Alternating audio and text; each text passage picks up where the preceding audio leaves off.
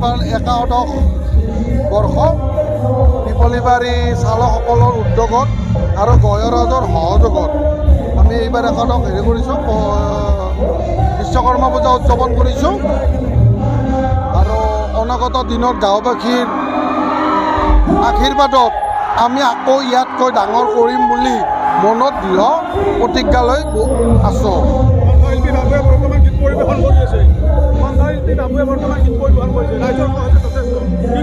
বৰ্তমান আমাৰ বাবুই প্ৰগ্ৰেম কৰিছে, ৰাইজৰ সহযোগিতা 100% প্লাছ।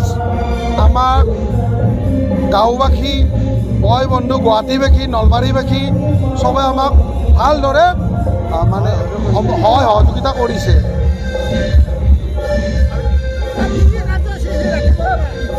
আমাৰ আজি ৰাতিপুৱাৰ পৰা কাৰ্যসূচী আপোনাৰ পতাকা চাফ চিকুণ কাম, তাৰপিছত পতাকা উত্তোলন, শ্বহীদ দৰ্পণ, তাৰপিছত 12 বজাত পূজা আৰম্ভ, তাৰপিছত ভোগ বিতৰণ, তাৰপিছত আপোনাৰ 7 বজাৰ পৰা সাংস্কৃতিক অনুষ্ঠান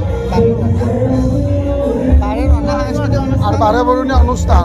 আমাৰ 16 তাৰিখেও এটা প্ৰগ্ৰেম আছিল, এইটো আপোনাৰ নাগাৰা নাম আছিল, দুদিনীয়া কাৰ্যসূচী। অলপ মন খেলি মেলি হৈছে, মানে এক্সপিৰিয়েঞ্চ নাই আমাৰ কোৱা। 16 তাৰিখে আমাৰ নাগাৰা নাম আছিল। আমাৰ পিপলিবাৰী টেম্পো চালকৰ উদ্যোগত গঞা ৰাইজৰ সহযোগত আমি অনাগত 26-27 বৰ্ষত আমাৰ অতিকৈ মৰমৰ অসমৰ গৌৰৱ, আমাৰ শ্ৰদ্ধাৰ জুবিন দাক আমি ইতিমধ্যে আমি যোগাযোগ কৰি আছোঁ।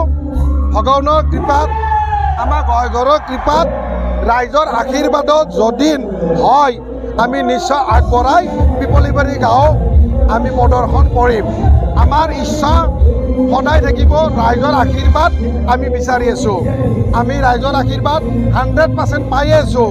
কিন্তু এইবাৰ আমাৰ পিপলিবাৰী টেম্পো চালকসকলৰ উদ্যোগত, ৰাইজৰ সহযোগত আমাৰ জুবিন দাক মাতিবলৈ আমাৰ খুব ইচ্ছা। আৰু সেইটো যদি আমাৰ প্ৰভুই কৰি দিয়ে তেতিয়াহ'লে হৈ যাব। আৰু আমাৰ পিপলিবাৰী গাঁৱত এই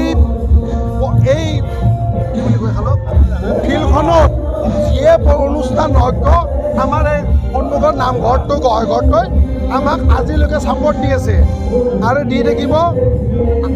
এইখিনিয়ে ক'বলগীয়া। কিন্তু আমি জুবিন দাক বহুত চেষ্টা কৰি আছোঁ।